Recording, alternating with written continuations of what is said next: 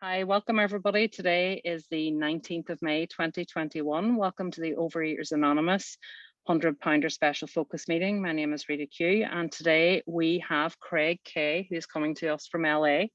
Craig came to OA back in 1988, and he is now going to share with us his experience, strength, and hope. Take it away, Craig. Good morning, good evening, good afternoon, wherever you are. Rita, thank you for having me. I am Craig. I am a compulsive overeater. I am a 100-pounder. I am abstaining today. I'm abstaining today. And I'm going to keep it really simple, at least for a few minutes. I now have 8 hours and 13 minutes of abstinence, plus 11 years. But I have to keep it really simple to the newcomer. Because when I was a newcomer and I heard people say, I have 5 years, I have 10 years, I even have a year, I was thinking, that's never going to happen for me. I didn't know what the hell the word meant. I didn't know what any of this meant. But when I heard people talking about long-term abstinence, when I heard about a day, when I heard about a week, that's what I could relate to. So I really want to keep it simple. Now I have, 8 hours and 14 minutes. That's how it works. And I have a dear friend who, when someone's talking about next Wednesday at 3:00 or a week from Friday, when I'm going to go to such and such, he says, what are you doing until 9:00? For me, it's, 8:15. What are you going to do until 9? So this is a new language. It was a new language for me in 1988. It's still a new language because I wake up every morning. I'm a compulsive overeater. I am not practicing my disease today. I'm practicing my solution, which is a flippin' miracle. So I want to show you. So for me, here's what I can say. I got in 88. I was 27 years old. I'm now 59 as of 4 days ago. Woohoo! And let's see, gay man. Oh God, this is going out to the world. Woohoo! Gay man who lived through AIDS in the 80s. I am an HIV negative person, which is a freaking miracle. I had COVID last year, pretty bad. I lived through that. I am healthy. I'm alive. And, when I was younger, I would hear people my age today go, oh, what's the big deal? Of course. But guess what? Today, as an abstaining member of Overeaters Anonymous, it is no small feat that I am alive, living in a normal body, because I should be dead. I should be dead. So to the newcomer, I started Overeaters Anonymous. I was 199 pounds, and I never wanted to get to 200. And I knew I would never get to 200. I knew, my mind, right? So I went down to 167, which is really too thin. I had 11 years, hip, slick, cool, abstinent. People would say, what step are you on? I don't know. I'm working them. Have you called your sponsor lately? I've been very busy. How many people are you sponsoring? I'm sponsoring people, but I wasn't specific. I did not have accountability. Today I have accountability. So I got in when I was 199, got to 167, 11 years out, 5 years out, 3 years out, 2 years out. Finally, I came back walking in the doors at 272 pounds. So I knew I would never get to 200. This is progressive. This will kill. I got to 272. That was my last weighed weight. I think I was probably more. So this is, see if I can do this. That's me. Here, that's the part that you probably recognize. That's the big part. That was me when I came back. A little bit before I came back. And then this is me a few years ago. That's normal body weight. And that's actually kind of cool. That picture is of a friend in Overeaters Anonymous. I don't know if she's still attending meetings. It doesn't matter. From Italy. And this is before Zoom. This is before pandemic. So Italy came to California. We rented a convertible and drove to Santa Barbara. And that was, that's what you get to do when you're abstinent. You get to fit into a convertible. And that it all relates. So a newcomer might be listening to me and going, what in God's green earth is he talking about, right? So I was told at my very, very first meeting, go to another meeting. I was never told the golden rule of go to 6 or more. I was said go to one other meeting, because the first meeting I went to was an anorexic bulimic meeting. And God bless anorexics and bulimics. I think they have it just like I do, just a different manifestation. But I couldn't relate to it. I could not relate to under eating. I could not relate to vomiting. So I walked into the meeting, and the way I jump around a lot, but if anybody knows me really personally, get used to it, because that's what I do. I was seeing a therapist, and she said, name 3 things you want to change in your life. And I said, I want a relationship, I want a career, I want to lose weight. She looked at me and said, well, which one do you want to start right now? Right now. I thought, right now? I said, I don't know, lose weight. So she goes, hang on. She handed me a meeting paper. We used to have paper in the old days. And it was a paper with meeting schedule of Overeaters Anonymous. So I said to her, I said, what's that? She said, well, it's how I live my life. Ironically, she went out of program many years later, but she was able to 12-step me into my life today. So she said, this is how I live my life. I said, well, what is Overeaters Anonymous? I really didn't know. She said, well, my husband is a sober alcoholic.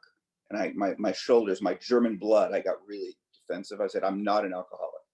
And she said, well, I'm really not either, but I did with food what he did with alcohol. And now he's sober. So I have a 12-step program for food like his is with alcohol. I thought, I'll give it a shot. So I kept asking her questions. And remember, that was therapy. It was not a 12-step meeting. She didn't answer the question. She said, well, just go to a meeting. I said, yeah, well, what about blah, blah, blah, blah, blah? And she said, go to a meeting. Go to a meeting. I was paying her for therapy. It's very different. This is not therapy. This is a 12-step program. So she was able to separate the two as a professional. So I came to a meeting, went to my first meeting, walked in the door, saw a lot of really beautiful, thin women going, what am I doing here? I saw one fat dude in the corner. I use the word fat because I used to be fat. And I beelined over to him and just kind of hung around him. I don't know his name. I don't remember what he looks like, but I remember I could relate to. So if you walk into a meeting, whether that's a Zoom meeting or in-person meetings, just go hang with somebody. You don't have to talk, just go hang. Just don't leave, right? So went to the meeting. And then I started finding other meetings with compulsive overeaters, more focus on, I didn't even know if we had 100-pounder meetings back then. I don't remember. We didn't have cell phones, I'll tell you that much. So we didn't have computers. I didn't have a computer. So that was then. And what I really, really, really want to do is talk about what the disease did to me. So this is all my experience, strength, and hope. I have experience, I have strength through a higher power, and I have a lot of hope. And the very first abstinence I got, I had gone to a meeting. And it's pretty funny. In the old days, I'm going to do it just because I'm in the mood. I literally used to talk like this. I thought I was a broadcaster. And, I'm not exactly quiet and shy, but in those days, it was obnoxious. And it was funny because I walked into a meeting, went to the meeting, identified as a newcomer, was everyone's best friend, laughing, ha, ha, ha, ha. The next morning I got home, or then that night, next morning I was in my apartment. I worked full time and I was in college and I couldn't do either one. And as they say, I drew the drapes and ate. I had eaten breakfast, but as a compulsive overeater, until someone suggested 3 meals a day, 2 optional snacks, I just ate. I didn't know what meals were. Of course I had a meal. If I went out with you, I had a meal, but no. So I couldn't stop. So I had my breakfast, whatever it was probably, a half an egg and like a peanut or some stupid diet mentality. Had my breakfast. And then I got out the gallon of ice cream and I ate it. And I got to the bottom and I knew I couldn't stop. And it scared the hell out of me. So why I brought up that big voice was I called a guy from the meeting and I was like, "Hi, Steve, it's Craig. Remember me from last night? I'm the newcomer." And I remember him going, "Yeah, I remember you." So, I was not exactly shy and quiet because, in the old days, I wanted to be funny. I wanted to be gregarious. I wanted to cover up my uncomfortability. So I said, I can't stop this thing. I need help. Will you help me? Sure. And he said, "Are you willing to tell me what you've just eaten?" I said, "Yeah." And I told him. He said, "Are you willing to not eat ice cream until tonight?" And I was like, "Yeah, I am." Very angry, how dare he ask me such a question? I said, "Of course." And I said, "And I'm not going to eat." And I started naming like 12 other things. He said, "Let's try this again, Craig. Are you willing to not eat ice cream until tonight?" I said, "Yeah, I am." He said, "Great. Call me in the morning." Click. And that was my very first abstinence. So that had worked for him years before. So he carried the message the same way it was carried to me. It's the same way it worked for him, carried to me. So that was my first abstinence. Fast forward to 2009. I owned a business, was doing very well, had a little sports car, was pushing 300 pounds, was in debt up to my ass, had really bad relationships, was not getting along with others, and smiled a lot.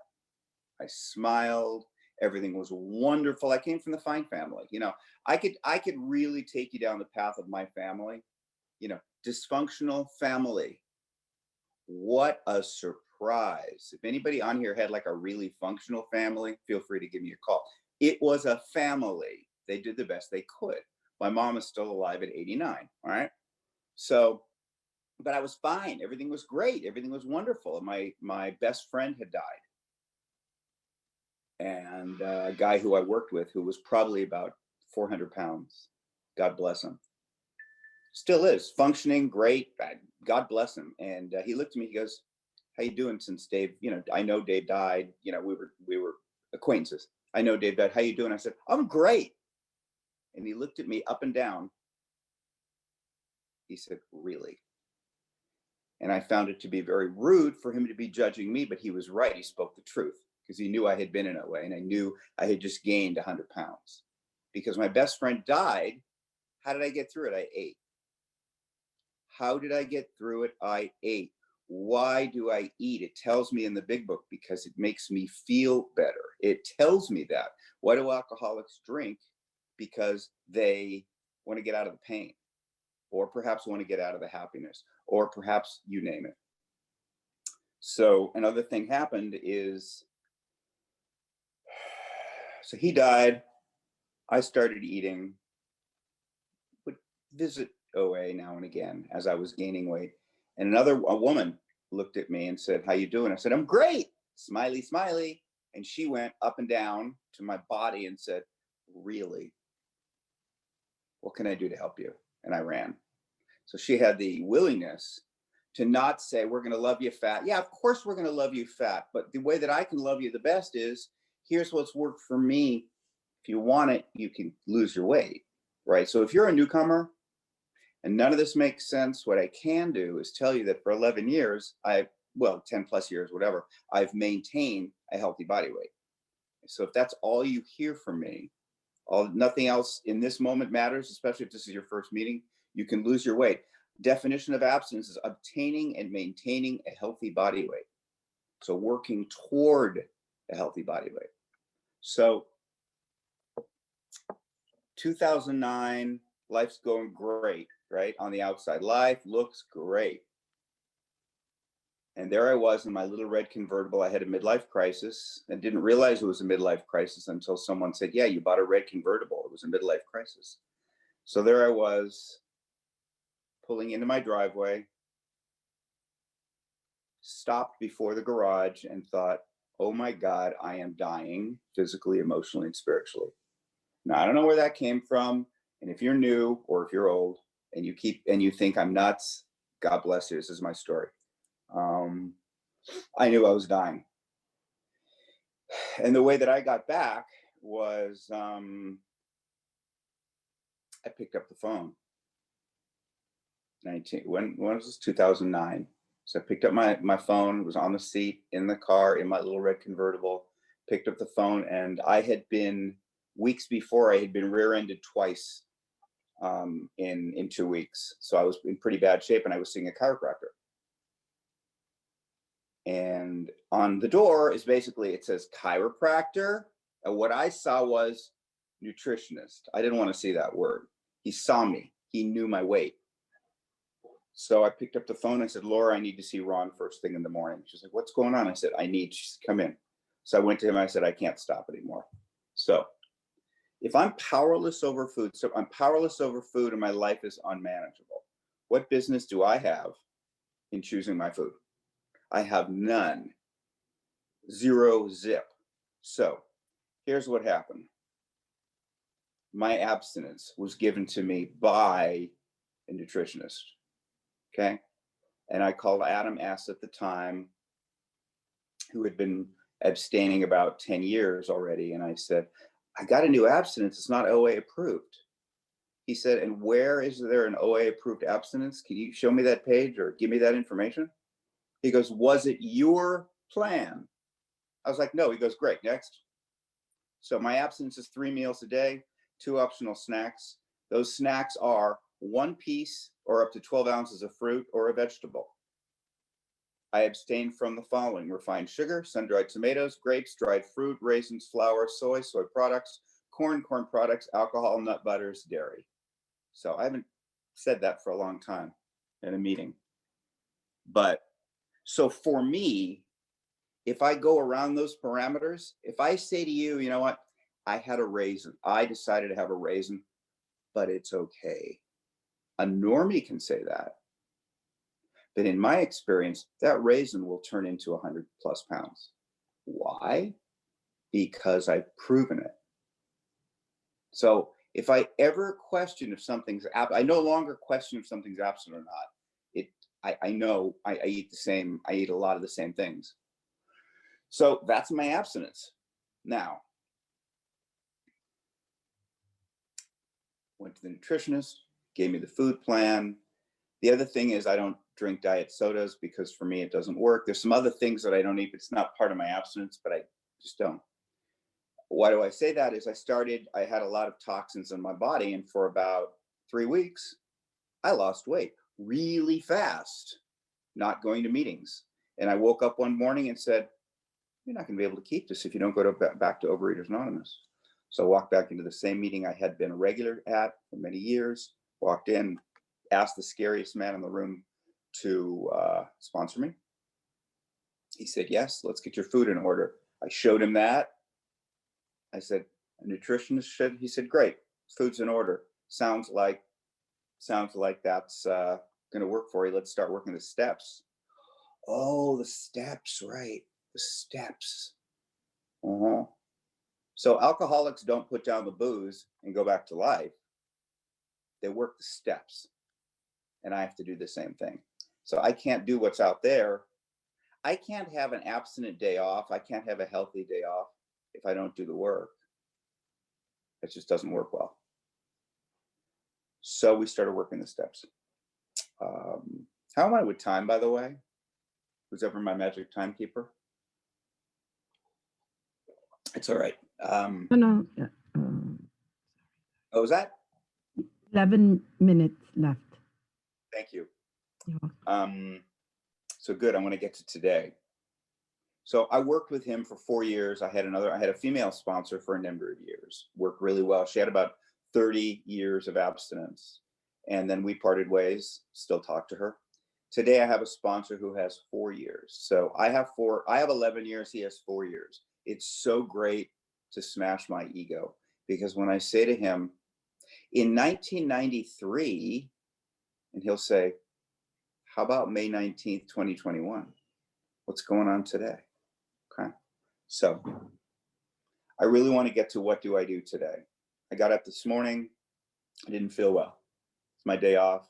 There's a lot of emotional things going on in my life. When I got into program, my mom was not 89. She was not failing in her health. She did not have a full-time caretaker. I did not have to take over her finances. I do today. How do I do it? By getting a lot of help. A lot of help. So I woke up, woe is me. The sky is gooey. It's almost like, you know, UK weather here today. You know, like it's not sunny. I'm sure it'll come out. I'm in Southern California, but my mood was like the weather. I was down. I didn't want to lead the meeting. Oh God, Rita asked me to lead the meeting. How dare I get to that place? But guess what? I'm not Buddha. I'm a human. The book tells me I'm selfish, I'm self-centered. Tells me a lot of other things about myself I don't like. So I got up. I have 3 sponsee calls on Wednesday morning. I read the book with 2 of them. I do something else with another. I read the book. I prayed. I meditated, ate my breakfast, had my coffee, ate my abstinent breakfast, took a picture of that breakfast. Said, do I have to take a picture? No. Do I choose to take a picture? Yes. Is it the same damn thing I've eaten for the past 5 years? Yes. It's the repetitive nature. It's what we do. It's what we do. There's a group of guys and we do that. Do I question it? No. And what I love about the big book of Alcoholics Anonymous is how it works. I don't have a clue, but it works. So I do it. So what I did, I woke up, I read, where is it? There it is. So 86 to 88, there's, you know, I use this book. It's a textbook, right? I prayed, as I said, I meditated, I write on for today. It said, in 5 minutes, how many positive things can you write about yourself? And I'm really good at writing the negative, but I wrote the positive. I will share it with my sponsor. I will take calls today. I work on a sober food plan. I'm part of the sober men's group in Los Angeles. Nowhere is it written. It is not part of Overeaters Anonymous. It is something that simply works for us. And basically what it is, I don't make unilateral decisions on my food. If I say to you, you know what, I think I'm going to add XYZ to my food plan, or I think I'm going to add a 4th meal, that's not sober. That's my decision. And once again, getting back to powerlessness. If I'm powerless over food, my life is unmanageable. Who am I to make decisions on food? I don't have a place. I can call any of you and ask you your decision. I'll never forget. I knew I had gained weight. So of course, I weigh once a month. I weigh on the 17th of the month. So I knew I had gained weight. So I called a friend in New York and I told him, I need to cut my 4 eggs down to 3. Oh, did the nutritionist tell you to do that? No. Did your sponsor tell you to do that? No. He said, you're staying to 4 eggs. Anything else? So to me, that sounds ludicrous. It's too much. My cholesterol is 125. I'm 59 years old. What am I complaining about, right? But I know better. Yeah, I know better got me to 272 plus, right? You know better and you suggest from what you've done working the steps, I listen. Today I'm 189. Now, had COVID, lost a lot of weight, and when I gained my weight back, because I couldn't eat. And that I never woke up and just decided. My sponsor always knew what was going into my body before. I still kept it 3 meals a day, but they were minuscule. So I gained a lot. I gained some weight after COVID, and my food didn't change. And it's been like that for 4 months. Once again, every month we're doing one thing per my sponsor's suggestion to get my weight back to lower to my range. Not my decisions. How do I do that? I am now currently working on a 4-step. Once again, if you're new and you don't know what a first step is, don't worry about the 4th step. If you don't know what the first step is, you got like a 0.1, you got a quarter step, a half step, You get to the first step, you get to the second step. A fourth step is a moral inventory. Ooh. You know, so I'm on the columns. Names, people, places, institutions that I have issues with. So right now I'm at about 50. I've been working on it for quite a while. When I got to 33, I called my sponsor. I said, I think I'm done with the first column. And he laughed, which he can do. He's like, Craig, you're the kind of guy that walks out. You have What was that? Was that my time? 5 minutes? Yeah, 5 minutes to go. Thank you so much. Thank you. He said, Craig, you're the kind of guy that walks out your front door and is angry at a potted plant. You're angry at a guy across the street in a car who you don't even know. He's like, I'm not like that. And he's not. He just is not nearly as judgmental as I am. He's like, Craig, you got 33 people on your list. I had 60. You're not done. Next. So I am writing. And if ever I'm angry at someone, I have to get it on paper. So it's the columns. Who am I angry at? You know, what did they do? What's the reason? And eventually, what's the cause? Eventually, I have to get to, this is the part I hate. What was my part? And what I love about reading the big book on a daily basis, and I read it on a weekly basis with my sponsor. I read it on a bi-weekly, sometimes weekly basis with my sponsees. Wherever I'm at in the book, like when I used to see chapter to the wives, I would say, well, I'm not a wife, I'm not female, what am I going to get out of it? I always get something out of it. And whatever I look at, whatever I read is exactly what I need to focus on. So I feel jumbled and I feel centered. It's kind of it's an odd thing. And you know, a 12-step meeting I've heard is 2 people, a pot of coffee, and resentments, right? That's a meeting. That's a meeting. And this is that and more. I mean, you know, the pandemic, horrible, horrible. A lot of people died, ruined a lot of lives.